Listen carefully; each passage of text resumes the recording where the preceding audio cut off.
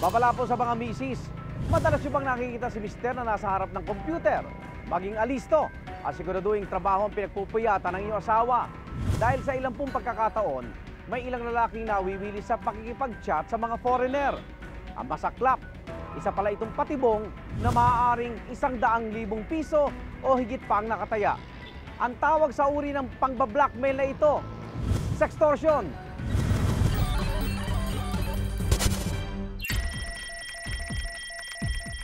Mahilig ka bang makipag-chat sa internet?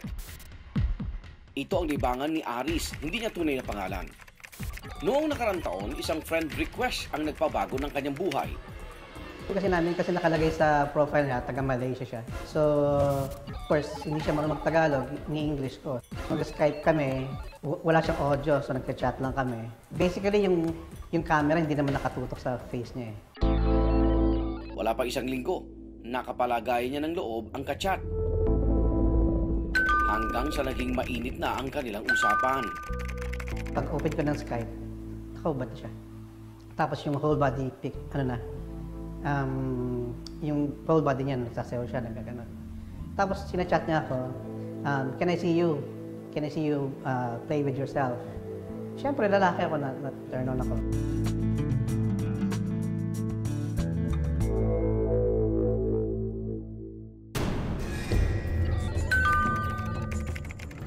Pagkalipas ng isang oras, isang video link ang pinadala ng ka-chat. Ang maselan at pribadong video ni Aris na i-record pala ng kanyang ka-chat.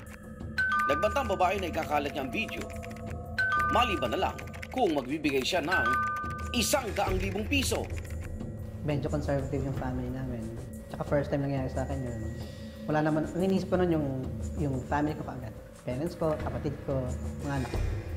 Friends, siyempre kahiyaan sa kanila, para sa kanila. Yung imamak sila na parang, father mo, may skandal. Laking gulat ni Aris nang ang kanyang ka-chat na Malaysian, bigla niya nagsalita sa wikang Pilipino. Pero imbis na magpadala sa takot, nagpatulong sa mga kaibigan si Aris. Nag-report din siya sa NBI. At inireport din niya ito sa website para i-alerto ang kanyang video scandal. So nung nabura na, ina-assume ko lang, inisip ko lang na wala na siyang ibang copy ng video. Nung araw ding yon, nabura ang account ng ka-chat sa social network. Hindi na rin niya itinuloy ang kaso. Sextortion ang tangkang pangingikil kay Aris.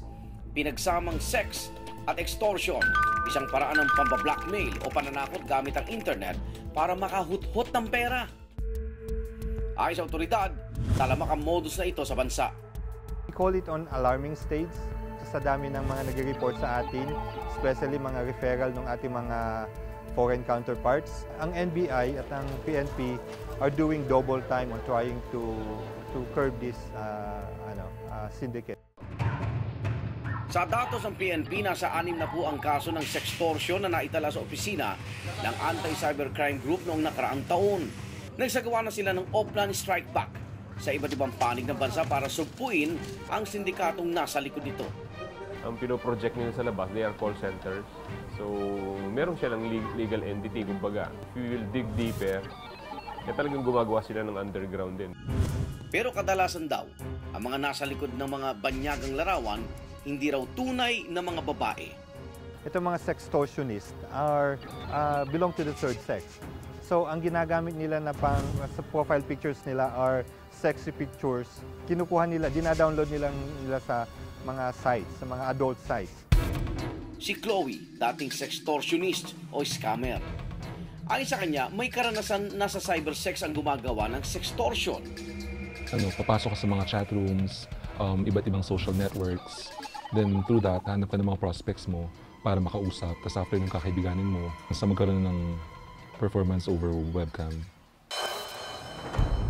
Ang modus nila, nagsisimula sa pag-upload ng maalindog na profile picture sa social network. At nagpapakilala silang foreigner. Kung kailangan makita sa live chat ang itsura ng kausap, kumokontrata ang mga sextortionist ng babaeng may hawig sa profile picture nila.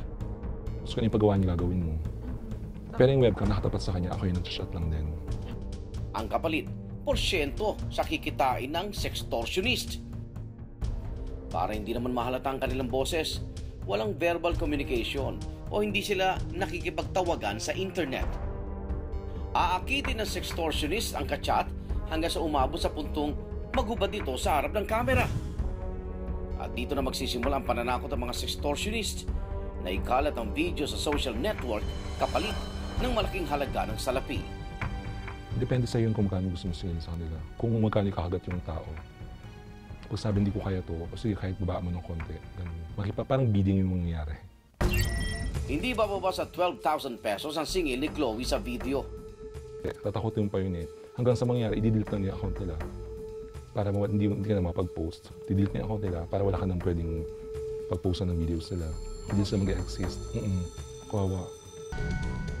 Ayon sa otoridad, ingatan ang pag-upload ng larawan sa social network dahil pwede ito magamit sa sextortion. Mag-ingat din daw sa pakipagkilala sa mga social networking site. Kung ikaw yung lalaki, bakit kailangan mo maggubad sa harap ng camera na hindi mo alam kung sino yung nakatingin dun sa camera na yun? Kasi hindi naman yan physical na nakikita mo yung kausap mo. It's in another part of the world na it can capture your videos. Pero kung sakaling umabot ka na sa puntong may mananakot na sa'yo tungkol sa video scandal, pwede mo itong i-report sa website para agad na mabura. Wag na wag din daw magbibigay ng pera. The moment magbigay ka doon, that's the second mistake that you do eh. Kasi the moment magbigay ka, tuloy-tuloy yun eh. Gagawin ka nilang milking cow. May paraan para mahanap ang eksaktong kinaroonan ng mga kawatan. Idulog lang agad sa otoridad ang kaso at makipagtulungan. Malinaw na paglabag sa batas na Anti-Cybercrime o Republic Act 10175 ang sextortion. Ang sino mang mahuli ay magmumulta ng hindi bababa sa 200,000 piso at pwede kang makulong ng 6 hanggang 12 taon. Mga igan, ngayong malapit na naman ang araw ng mga puso. Mag-ingat sa pagkikipagkilala sa mga social networking site. Dahil imbis na pag-ibig ang mahanap, baka mas ma-broken-hearted pa kayo sa ilang ang hangarin ay manloko at magsamantala. Tulad ng lagi naming paalala, think before you click.